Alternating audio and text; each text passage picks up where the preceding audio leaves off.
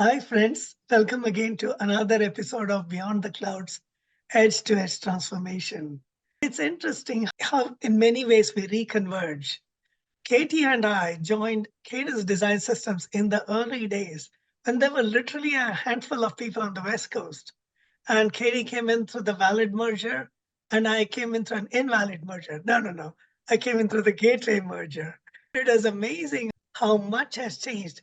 Tell us your story, Katie. How did you become the Katie Moore that we all know today? Well, Shankar, first, thanks for allowing me to participate in this, and very excited to talk with you. And it's been a long time, so I'm looking forward to having a great conversation. And there's no questions off limits and all of that. So I think I want to start with just a little bit of my background, but not so much from the technical point of view, but just who I am as a person, who influenced me, and things like that. Like most people, I can't really talk about who I am without talking about my parents, right? So I'm the youngest of 4 children, and I'm the youngest by 9 years. So my next closest sibling is 9 years older than me, and then they get older after that. Both of my parents were born in the 1920s. So they experienced the Great Depression. They experienced segregation. They went through all of that. My dad was a 25-year military career officer. He was one of the first Black officers in the U.S. Army. He retired as a lieutenant colonel, also known as a light colonel. And I don't know why when you become a full colonel, they call it a full bird. So my dad didn't make it to the ranks of colonel, but my brother did. So my brother, who is 10 years older than me, is a retired colonel, full bird. He was working in the Pentagon later in his career and was actually there on 9/11. And that was a life-shaping moment. My mom was a school teacher, but spent most of her career as a housewife and a homemaker. Back in those days, it wasn't common for both spouses to work. One stayed home. She influenced me a lot. A lot of who I am is because of my parents and their experiences and what they passed on to me. Growing up, I did a lot of things. I did well in school without too much effort. I just worked hard. And it was an expectation in our house that you were going to get good grades. It was an expectation in our house that you were going to go to college. It wasn't a question. It wasn't an option. So if I ever thought I wasn't going to college, I was quickly corrected. My parents believed in education. They believed in diversity and doing things to augment your education. And one of the things that I got introduced to early was music. I come from a musical family. My dad's side of the family, all very accomplished musicians. He had a brother who I was named after. Everybody knows me as KT, but my name is Kermit Taylor Moore. Kermit like the frog. I used to get jokes. Actually, I got jokes more as an adult than I did as a child when people found out my name. I was named after my dad's brother, who was a classical cellist. And just like my dad was one of the first Black officers in the Army, my uncle was one of the first Black contemporary classical musicians. Studied at Juilliard, studied over in Europe, played with the New York Philharmonic, actually was known as a conductor or a director, and has directed entities like the New York Philharmonic and other big orchestras and symphonies. Had a successful recording career, recording with people like, now I'm going to date myself because these were people who were, apart from the classical side of things, he was in recordings like with Roberta Flack, Donny Hathaway, those kind of people back in the day. My roots in music are deep.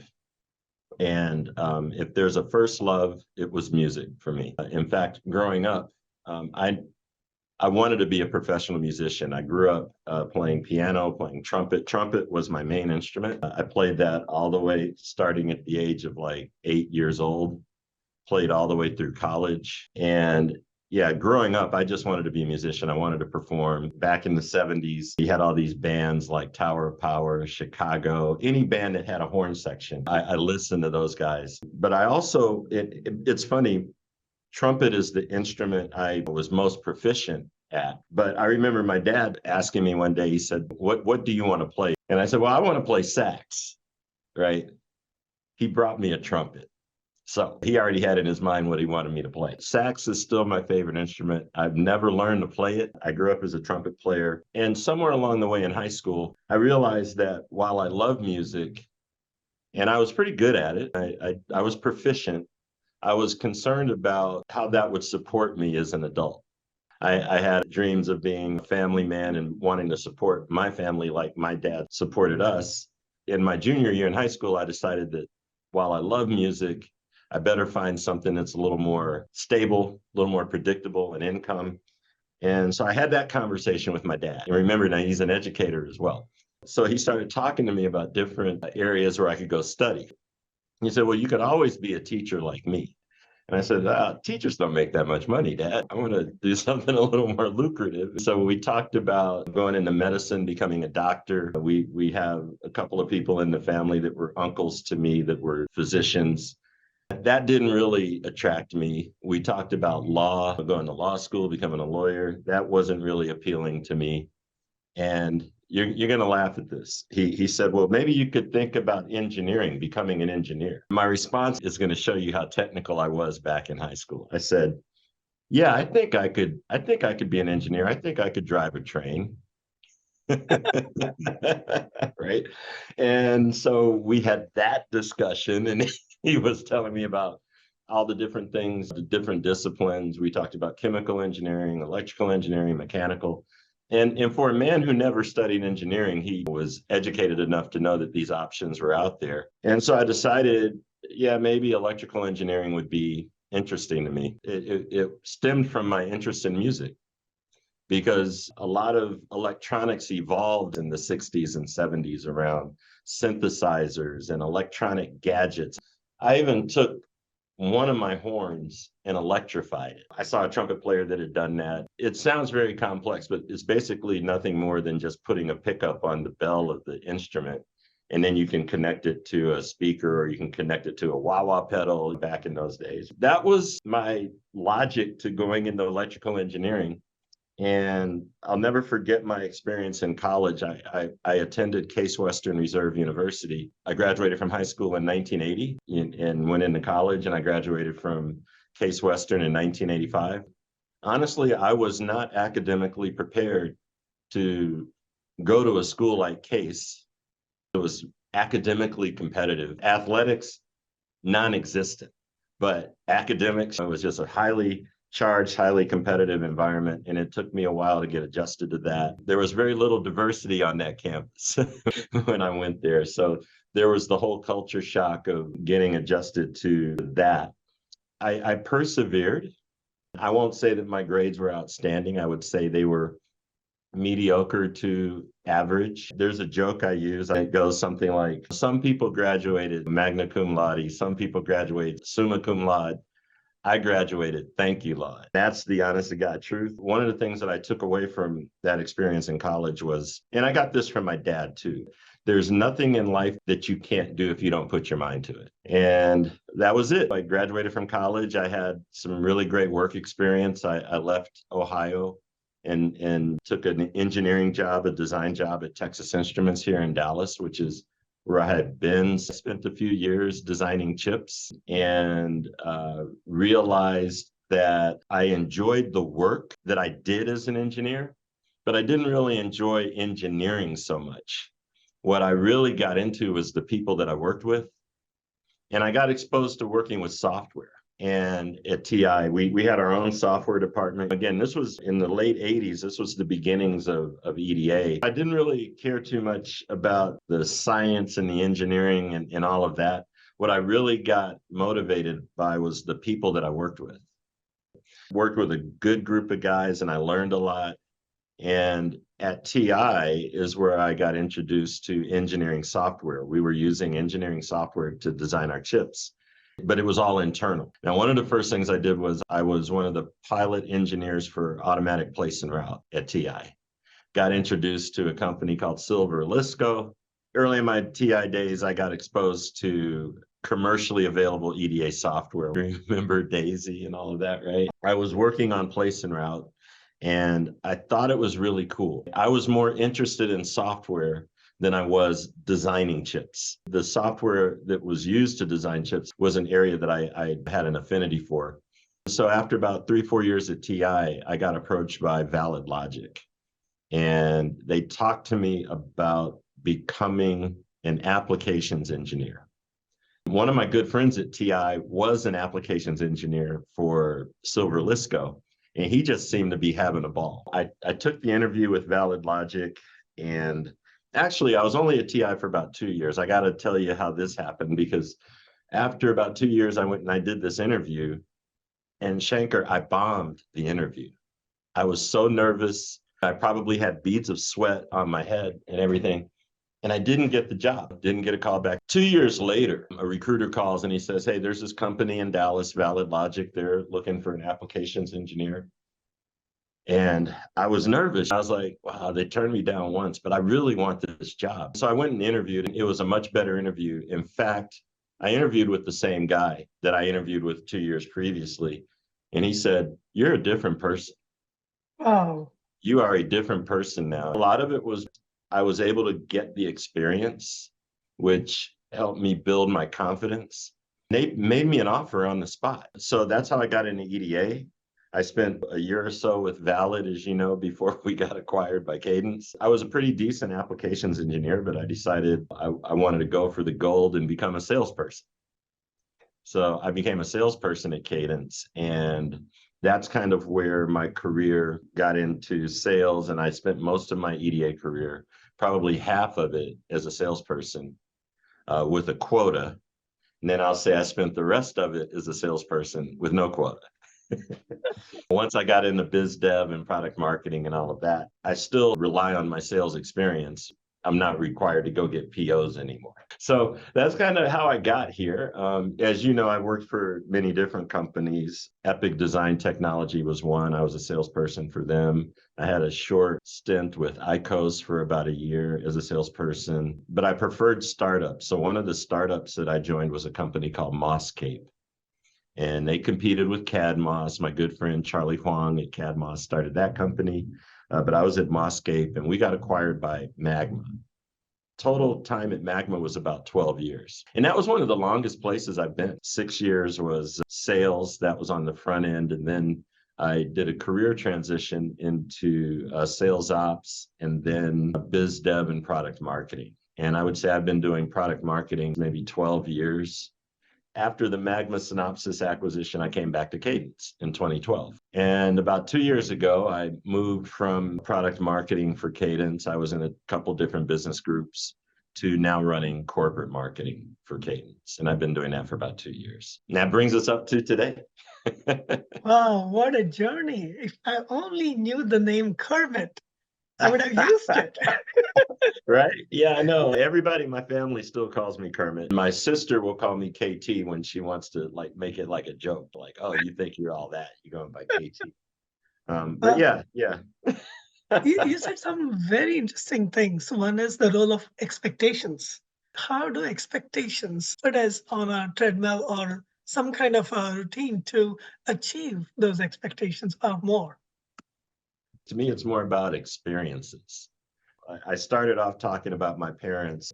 They were a big part of how expectations get established. In general, when you move into different phases in life, the specifics of the expectations will change. But my expectation is always to do the best I can. And that's just in my DNA, right? And it may not be good enough for the people I work for or the people I'm working around. Even if it's not good enough, I would like to think that people will believe I will do the best that I can do. That can get into a very positive feedback cycle. Yeah. You also said some interesting thing about being from a musical family. My interest was music, and I took every possible music project I could do, including the first PC, remember? I Yeah. programmed it in basic language into the clarinet and many other instruments. Oh, And nice. this is 1983. It was so exciting to be able to Yeah. make musical instruments out of this IBM PC in those days. Yeah. That's probably why I went to Intel, hoping that I'll create music. And you're not the only musician. We've got a Bollywood actor's cousin as the CEO, Oh, wow. Devgan. Mhm. And even Cadence is a very musical name. the Oh, yeah. cadence and the rhythm and the tempo. This is what I've seen interesting about Cadence. The whole tempo of the company is very much attuned towards creating like a symphony. You worked at many EDA companies. In what ways would you say is Cadence different from all other companies you worked at? Wow, that's a big question. Having worked at Cadence twice, I have a perspective from back when you and I were there and now. Interesting with the name Cadence. A lot of people think when they hear the word cadence, the first definition that comes to mind, like you said, is tempo or rhythm or beat. When I think about the word cadence musically, from a cadence perspective, it feels like we establish the tempo or the beat in the industry. That's a pretty obvious corollary that you can extract. But there's another definition of cadence, and it's also musical, but you pretty much have to study music theory to get this. When I think about that definition, when you hear a song and you're listening to the melody, you can feel when the melody concludes or when it resolves. And the way it resolves, the way the chords move to resolve the melody, that's called a cadence also. Mhm. Yeah. So I like to think that there's a resolution in our culture. There's a resolution in our company name that we help our customers complete their symphonies or complete their songs. Their songs are the products. I mean, if you want to make the analogy, but you see where I'm going, right? It's like if you're designing a semiconductor using our software, you're completing your symphony, you're completing your piece of work. So Cadence also has that implication, but it's not in the forefront of people's minds. Very true. And in fact, it was the charismatic Joe Costello, the first CEO of Cadence, who came up with Mhm. the term electronic design automation and the need for a distinct industry. Because until that time, it wasn't really recognized as an industry in itself. It was Right. always an adjunct, like, oh, they've supplied some crappy software and we make the real chips. You were Well, at TI in those days. yeah. I was at Intel. And EDA wasn't really a big industry in its own right. Well, if you remember, the early EDA companies were more about hardware than software. Tektronix, Daisy. Every EDA company had their own proprietary hardware. They might have used their software to design that hardware. They were interested in selling you hardware boxes. And in fact, I can remember in the Valid days, I remember the name of the hardware system. It was an acronym called SCALD, SCAL, some sort of a structured computer aided language design or something like that. We were selling those boxes at a premium, and the software would come as an adjunct. Maybe we get full boat for the software, maybe not. And the industry changed pretty quickly. All of the EDA companies, whether it was Valid, Daisy, Mentor, they all realized that carrying the cost of hardware hurt their margins. I think Valid was the first or one of the first to move away from proprietary hardware to Sun workstations. True, And we true. would OEM and sell Sun workstations. And then we realized that we can't keep up with the inventory if Sun is going to change their hardware every 18 months. We'd get stuck with old hardware. So we stopped selling hardware altogether for that reason. And that happened before we got acquired by Cadence. Yeah, yeah, those are the days where it was a computer Mhm. aided design box, and now it's all software. Yeah. And Cadence synopsis, the EDA industry is one of the biggest components of the software industry today. Yeah. And we're talking software driven hardware today. The world has Yeah. changed upside down. Yeah. Exactly. Exactly. So, like you, I had zero interest in engineering. For people who are listening out there, I only did engineering because it paid well. My interest was mathematics, physics, and logic. And that's Mhm. why I moved away from the Pentium team into what became Cadence and later what became Right. Synopsys and so on. How did your career, going from interest in music into engineering and then later into software and later into applications, sales, marketing, are you the same Katie or did your career change who you are today? Oh, yeah. I mean, life changed who I am from being a TI employee to going into EDA. I changed a lot. There was a lot of growth. I was in my late 20s, early 30s. I became more social. One of the things I realized moving from TI to EDA is that my network blew up. It grew instantaneously. All of a sudden, I'm not just working with people at TI when I'm working for Valid or Cadence. I'm working with all the customers and in multiple geographies and locations. I grew a lot in understanding different cultures of work, different cultures of people. I used to cut back when Motorola was just big Motorola and there was no Freescale and all of that. I used to go up to Chicago and deal with Motorola. I used to go to Florida and deal with Motorola. And while it was the same company, the people were locally and regionally, culturally different. Over the years, extracted many different aspects of different cultures, inherited some, threw away others, and things like that. That was one of the big differences, the impact of the career path that I chose. And I will say this, I didn't choose the career path. It chose me. When I graduated from college, I had no concept. Even 5 years after college, you got to remember my parents, their generation, people didn't change jobs a lot. So my expectation was when I got hired by TI, I was going to be there 20, 30 years, retire, get the gold watch, whatever. When I left TI to go do the thing at Valid, I was having a conversation with my dad and I said, this is a pretty good opportunity. And he's like, well, how secure is this company? And I said, but Dad, financially, it's great. So then I did the Valid thing. Then we get acquired by Cadence. He saw that as a job change. And then I left Cadence and went to Epic, which was a job change. He was concerned for me. He thought there was something wrong. Like, why can't you keep a job? Why aren't you staying at the same company? Again, expectations and all of that. It was just kind of funny. But yeah, my career kind of chose me. There are very few times, maybe one or two times in my career, where I proactively changed companies.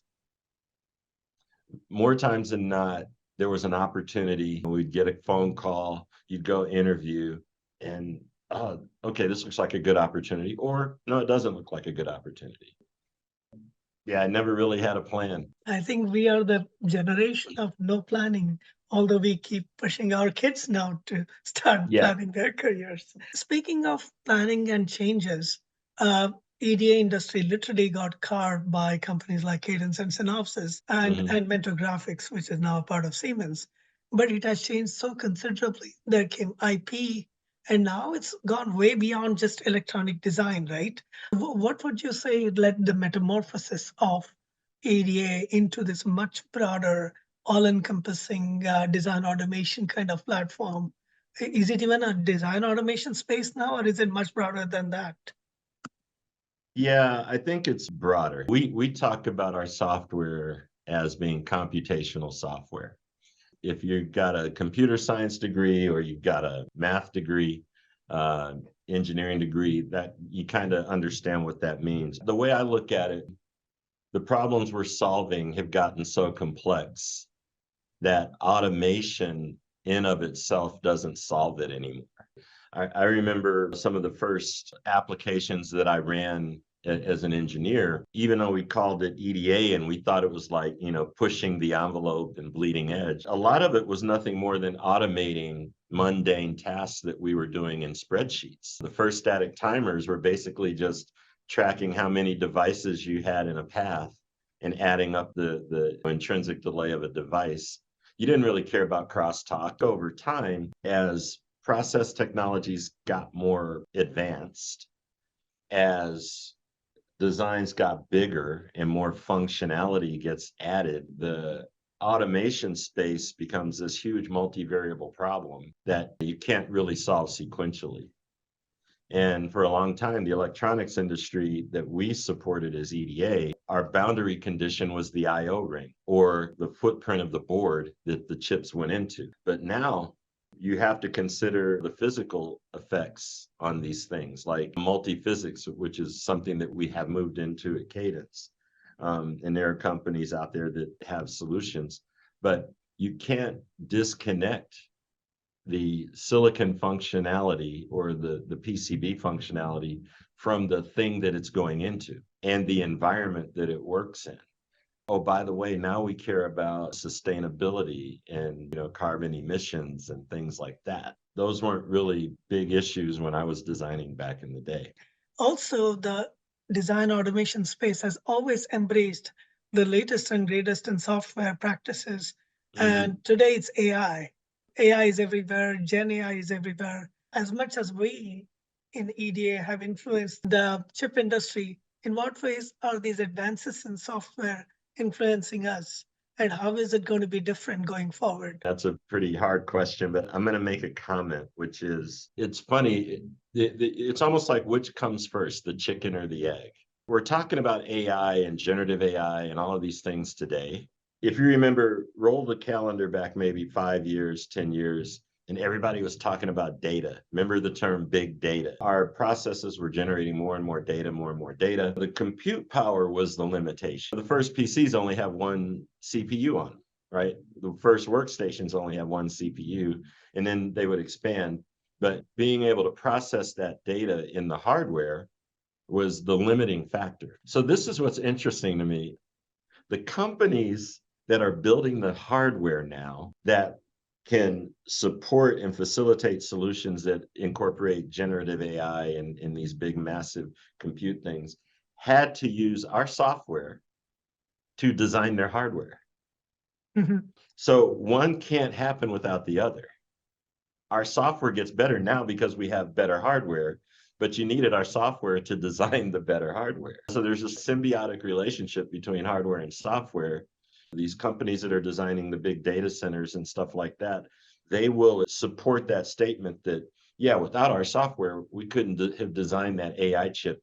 Or if it's a company with designing an all EV automobile, they couldn't have the electronics in the automobile without our software. It's kind of a yin yang, which came first, the chicken or the egg? Did the software come first or the technology or the science? I Right. see now that we're also expanding beyond electronics because these algorithms are so pervasive in other areas like drug discovery or geophysical impacts of things, weather and all of that, right? All of these things that require that type of science, which we refer to as computational fluid dynamics or CFD. And AI is just a way to make better decisions with all this data that gets generated. Very true. In fact, I call it the incy spider. You have to Yeah. keep jumping, hardware, software. And interestingly, I left the EDA and did a biotech software company from 99 to 2006. Oh, wow. At that time, I was an oddball, but I said the same algorithms we use in chip design can reduce Mhm. toxicity of medicines. And Yeah. that's what we did. Expert systems for estimating the toxicity of medicines. And I think today we're doing a whole lot more, and the design space is getting much more interesting. One thing I notice about you, Kermit or Katie, I think Kermit gets your attention faster. So you never seem to get bored. There's always something exciting to you. I've never seen a boring day in Kermit's life. What are the most interesting things that keep you in this industry or in general energized all the time? I never know what's around the corner. At this point in my career, I've been working with a lot of younger professionals and they ask questions about career path and things like that.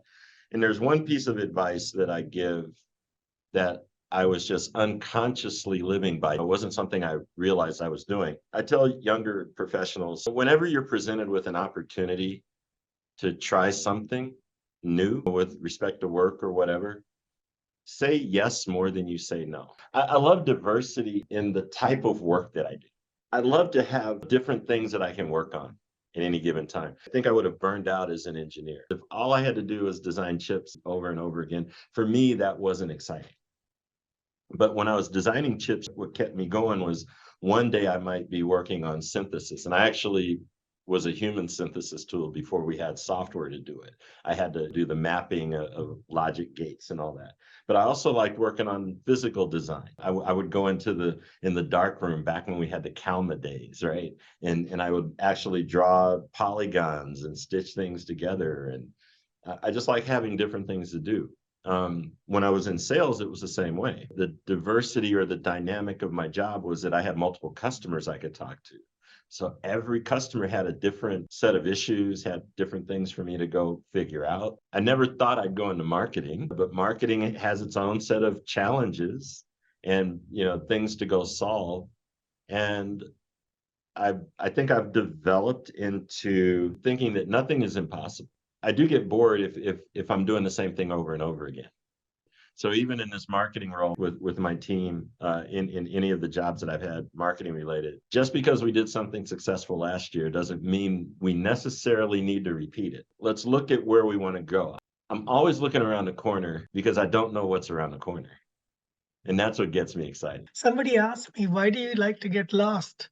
And I said, if I don't get lost, how will I find myself? It's Yeah. almost like that. The Yeah. adventure of being lost, then Hmm. finding your way is very interesting. Which reminds me, diversity has been a theme even when it comes to people in our industry. There was a time when all management was from one particular class. Today, it's a very diverse industry. Has it changed the way you see your work and the way people see our industry today? Yes. When I first started in the industry, and I'll say EDA, I won't put TI in this category. That's too far back. Just throughout EDA, very little diversity. There might be some diversity in cultures and things like that, but gender diversity, not so much. There are and have been different cultures in EDA. We didn't really talk about it. There was a pivotal point, May 25th, when George Floyd was murdered, and that was captured, and the globe saw it. It really opened up opportunities for us to educate each other and learn. Most of my career, I've ignored a lot of the issues around race and gender and diversity. And when that happened, it was something I could no longer ignore. And I remember talking to my son, who at the time was in college. We were witnessing what was going on. And I said, this feels different. You could go back to other injustices, like Rodney King and other things. But this was different. To me, there was a point where I realized, am I going to just continue to sit on the sidelines and observe? Or am I going to do something positive to affect change in my community, in my workplace, just one person at a time? I don't feel like I need to go on a big crusade or anything like that. But anytime someone wants to talk about diversity and how they're feeling or have questions, I'll take the conversation, no matter where it goes. Like you said earlier, thank God, thank the Lord, we are in a much more unified space today than Yeah. we ever have been. And hopefully that'll continue. You mentioned something about 9/11. Your brother was at the Pentagon at that time. How did it affect you, your family? I know it affected the whole nation and the world, but specifically, what's your story around 9/11? Yeah. So that was an interesting day. I was actually traveling, and I remember I was in the car. I was on a meeting with my boss, and my boss was working from home that day, and he was watching this thing happen. And he said, I don't know if I'm watching a movie or if this is really happening. And he went into it. And then when I realized what was going on, they were talking about this plane hitting the Pentagon. Immediately, my mind went to my brother.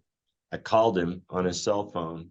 And as you can imagine, the network was choking in DC. You couldn't get through to a lot of the phone numbers. Long story short, he was fine, but he was in the Pentagon when it happened. Oh, And he's Army. He's retired Army. He was a colonel, full bird. And a lot of people don't realize that the five sides of the Pentagon represent something. So each side represents a branch of the military. So Army, Navy, Air Force, Marine, and Coast Guard. But the plane hit, the impact was on the Army side. And it went through, and all the gas and everything, that's what killed, I think, 183 people. Primary reason why my brother wasn't affected or injured is because he was on the other side of the Pentagon at that time. So you want to talk about events that really put things in perspective. And it really did. I come from a military family, my dad, 25 years, my brother was 32 years military. It just renewed my respect that I already had for people who were willing to serve for our country. I was ready to sign up that day. I was too old, but I was ready to do it. That's just one of those moments. Most people remember where they were on 9/11. Yeah, I remember very well. Mhm. Our investment banker was flying in from New York and he could never make it for a whole week. And we didn't get that Yeah. investment. Oh, and I But was on a business trip and I couldn't fly a home, week, rent a car and drive. I just drove. And it was weird not seeing planes in the sky for a few days, right? it's like not seeing birds. Yeah. Which reminds me, you have been a teacher, even though you didn't officially become a teacher. You've been a mentor, a coach to many, including me. When I see you right there, a keynote speaker at an event, I'm like, wow, he inspires me. So, what inspiration can you give to students or young professionals today who are anxious about what's out there, the careers they should be doing, or people in mid career about the anxieties this whole boom in technology has caused? What's the best attitude? How should people be ready for the next thing? The main thing is not to look at the negatives of things. People are questioning the good or the bad of AI. If you go back and look at these big tectonic shifts in technology, I'm sure there were people who didn't like automobiles when they were first introduced. When the computer first came out, people didn't like that. They're going to take our jobs and everything. And if you look at the negative in things, you're going to miss the opportunities. That's my advice, is to always look for the opportunity in the next thing. And be your own voice. Don't listen to all the negative stuff, but for yourself, make your own call, make your own decisions. Be open to new ideas. I mean, that's what diversity is really all about. New ideas of accepting different people or different ideas. That's the biggest limiting thing to a lot of people's success. Their inability to try something different tomorrow than what they did today. Very true. And I'm going to try something different. I see a musical instrument right there. We've never had music on our show. Would you like to play something for us? I can just show you. Wow. This is my baby. Wow. This is a 5-string bass, and And I've heard you play somewhere. I used to play with an industry icon, Jim Hogan. Yes. Rest in Yes. peace. And I'll never forget when he asked me to play in his band. It was at DAC in Austin in 2013, and he had a great group of musicians. I was so humbled that he asked me to play. We did it every year for several years, probably for 10 years after that. I wish I could play something now, but uh, Thank you for reminding us Jim Hogan, who was an icon in our industry. He did so many good things. And we have Mhm. a whole bunch of musicians. Our DJs had his own band. But you know what? I did play in his band once. He didn't play that year, but if you remember Gary Smith, another great musician, I played when he was in the band. And again, that was at DAC 2013. The Austin deck. Yeah, I Yeah, remember. the 50th DAC. Yeah, and now we Mhm. are approaching 65. Yeah. Design Automation Conference has become a senior citizen officially. On Golden Pond. Yes, yes, yes. Well, it's always a joy talking to Katie, and I'm going to call you by a different name every once in a while to get your attention. And thank you for sharing the personal side as well as the professional side. And this is why I talk to a lot of people. To people who Mhm. are listening, this is a joy to be able to understand not only how technology is changing us and the ways in which we can use technology, but how we can contribute and our personal stories, how we can bring it all together. We can't be sitting on the sideline and waiting for things to happen. We have to Mhm. participate in it, whether it's in technology or in the human dynamics, because we can't wait for AI to be responsible and ethical and so on. It's, after all, bunch of software. Right. but we can participate in it and make sure that it is responsible, ethical, explainable, and so on. Yeah. The same thing with all the technologies out there. Please come forward, tell us your stories, tell us the challenges, play some music, and that'll be a fun thing to do. So, Katie, thanks again, and please keep up the music, keep up the cadence. All right. Well, thanks so much for having me, Shankar. I really appreciate it. And I hope the listeners get something out of our chat today.